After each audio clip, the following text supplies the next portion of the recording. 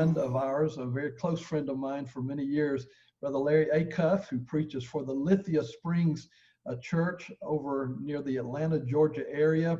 Welcome, Brother Larry. Oh, thank you. What a great blessing. I have been enjoying the Preachers Talking preaching, and thank you for doing this. It's been a great blessing to me.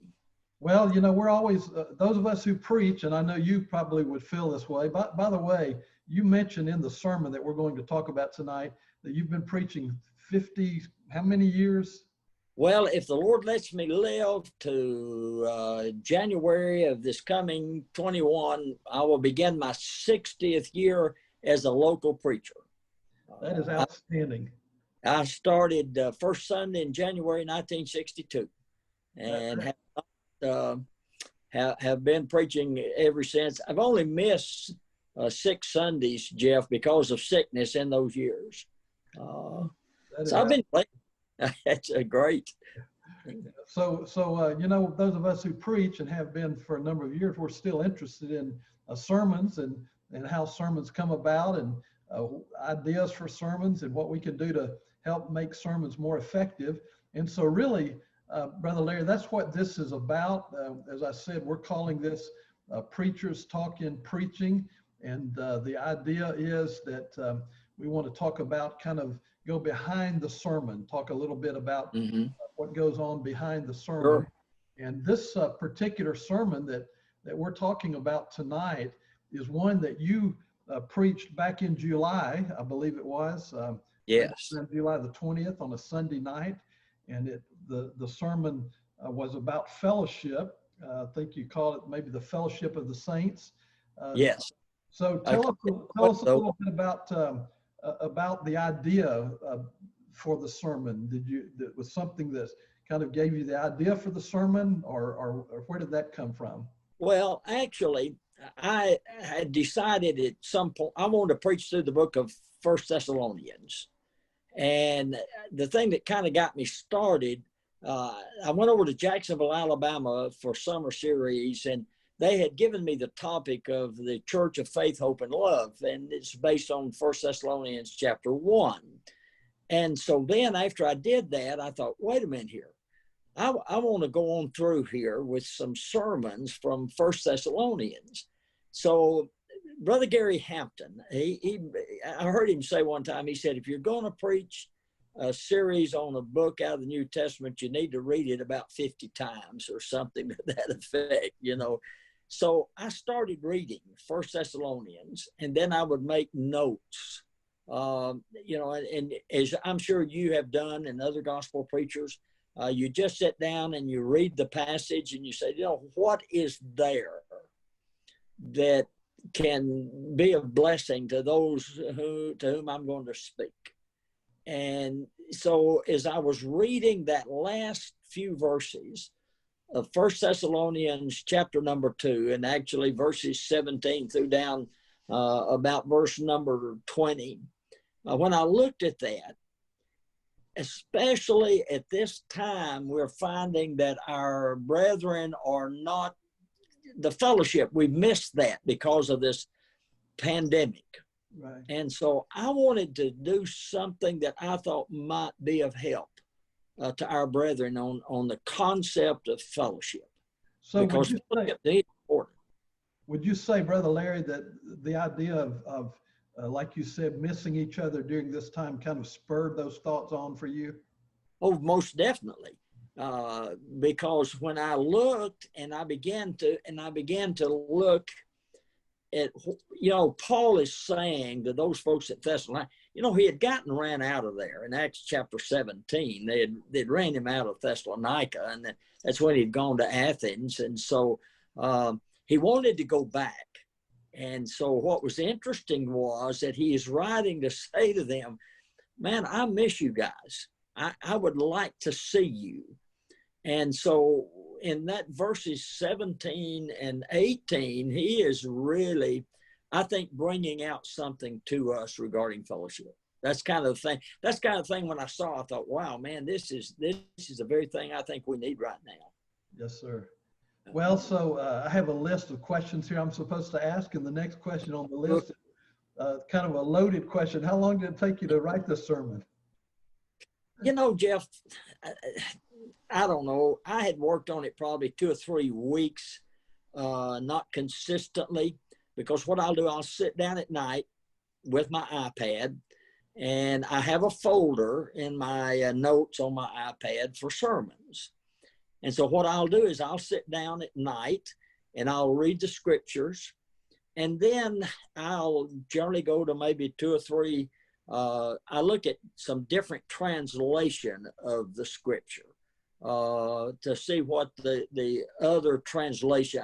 I generally preach out of the King James Version, but then what I will do is I will go to other translations because I want to see the picture, the broad picture of it. And so I'll do that, and then what I do is I'll make a note. I'll maybe copy something and put it in that note. And so then as I go through maybe 2 or 3 weeks and I'm adding notes here, by the time I get ready to put it together, most of the time I'm going to have 15 pages of notes that I've accumulated on that particular passage.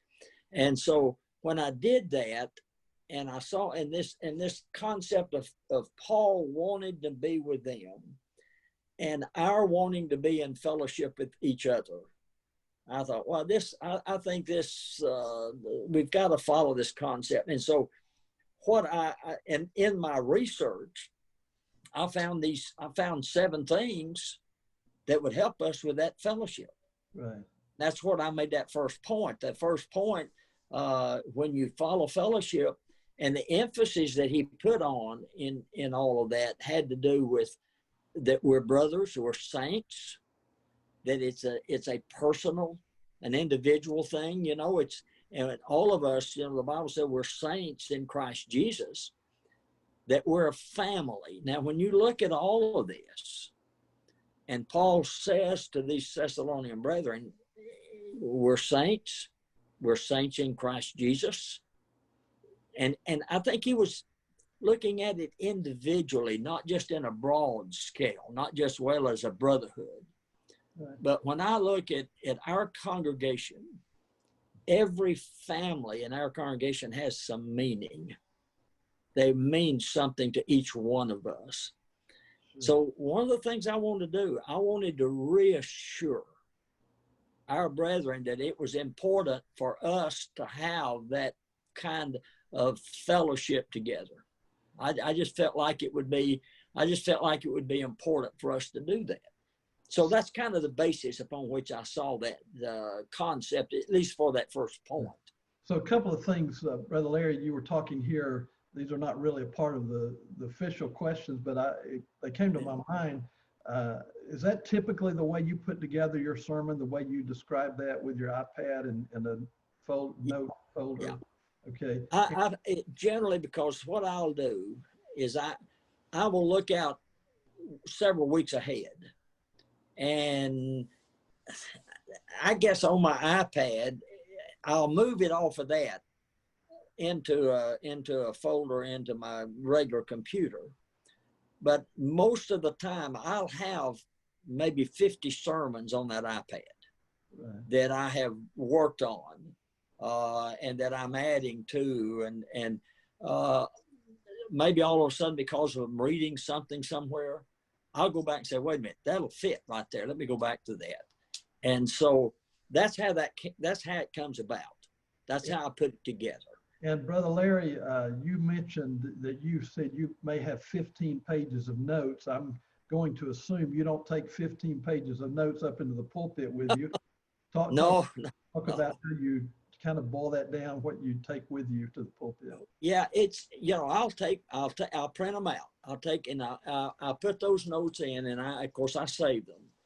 Then I'll print it out, and then I'll just take a red pen, and or sometimes I will go on my computer and highlight in a different color, and I'll say that, okay, here's a point that I want to make out of those notes.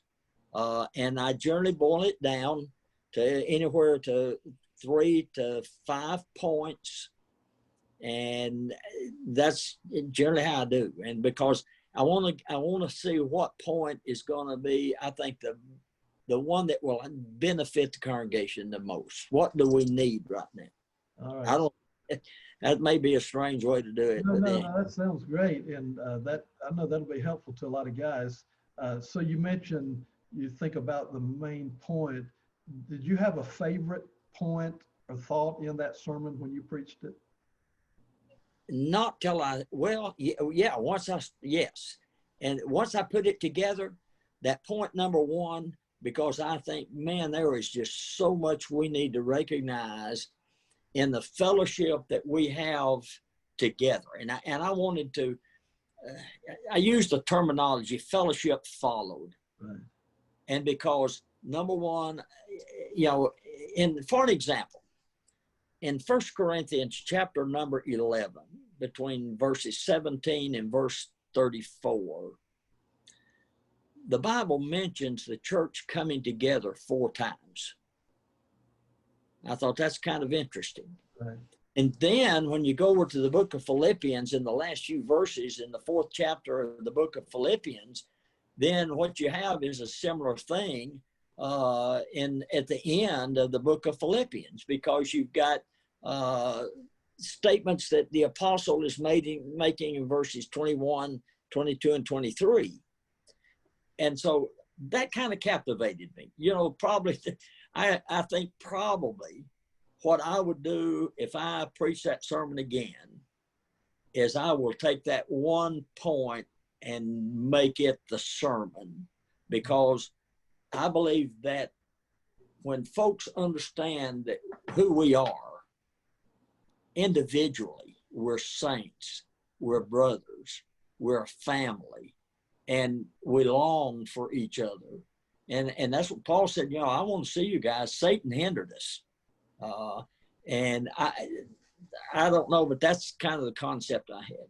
So you that first point, you had 7 subpoints under that. I did. I noticed you had your 3 main points. I think fellowship followed and fellowship followed and fellowship featured. Right. Do you typically do a lot of alliteration, like that in your sermons? I do. I don't know when I started it, and I probably, maybe I shouldn't spend all that time. I take my book of synonyms and I'm, that thing, I've had to tape it together in order to, but the reason I do that, it's good for me. It helps me to remember the points, because I prepare every sermon. Now, I use PowerPoint on every sermon, every one of them. However, I want to know that sermon without the PowerPoint. Right. In other words, if PowerPoint fails, I'm not going to be caught. And those kind of points help me. Yeah, I do it. Yeah.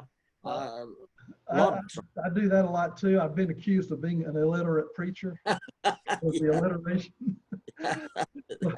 But I think if it helps us remember it, it helps other people remember it as well.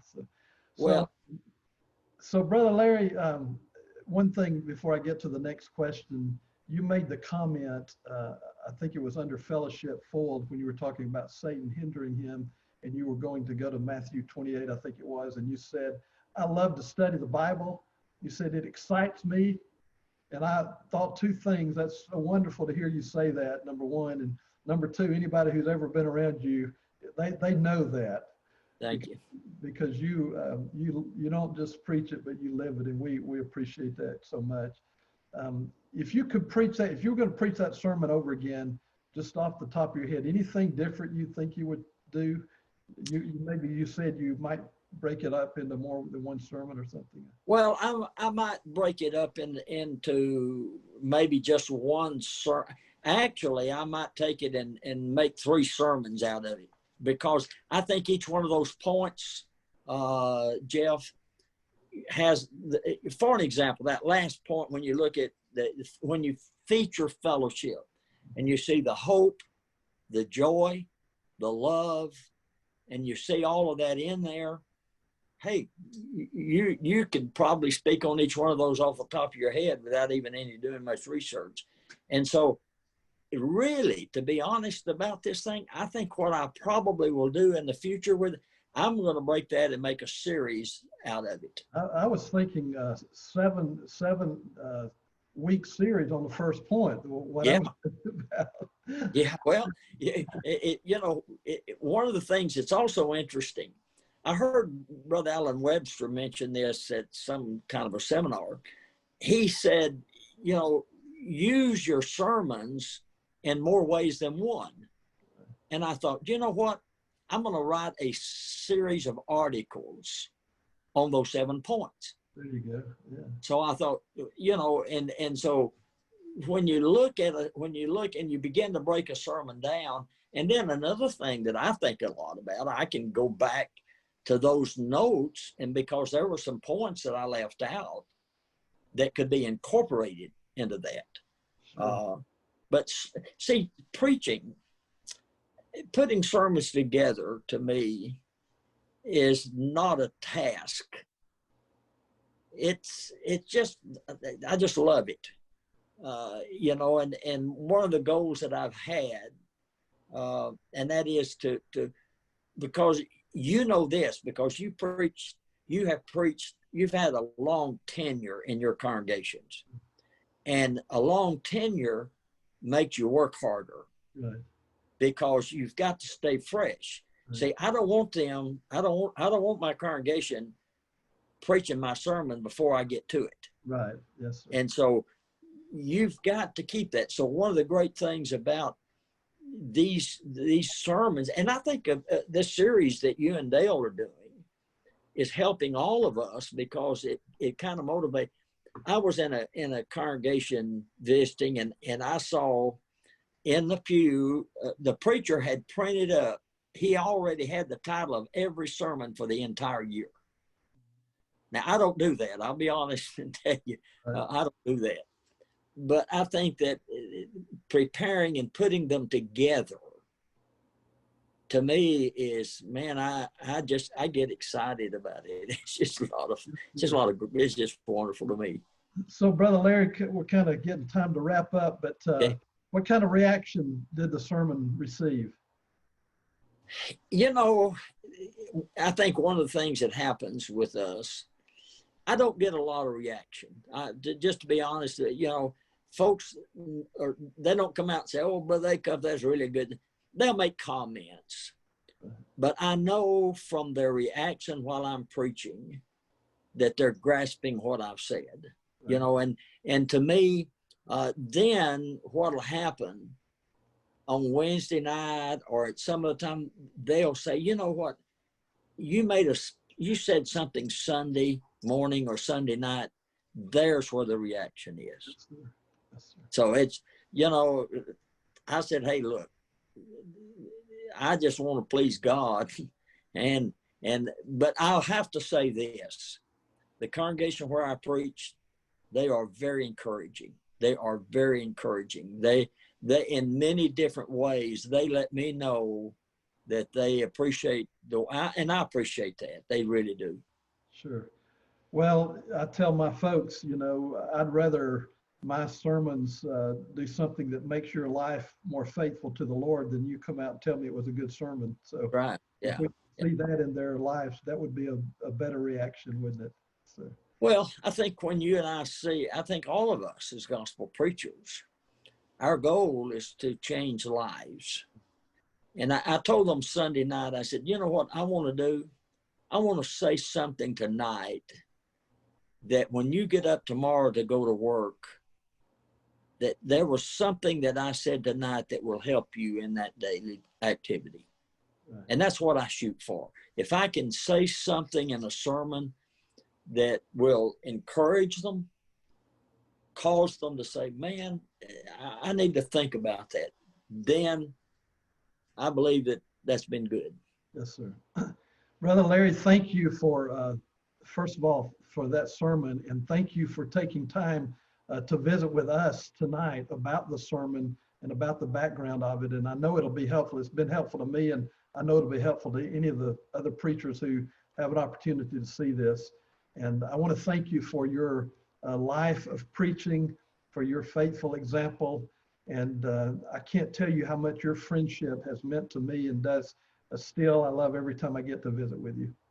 Thank you, Jeff. What a great blessing it is to be associated with you as friends and as fellow gospel preachers. Thank you. I look forward to seeing you again soon. And we want to thank all of you who have joined us tonight for this episode of Preachers Talking Preaching. And we hope that you will be with us the next time for another episode. And may the Lord bless you and keep you is our prayer for you.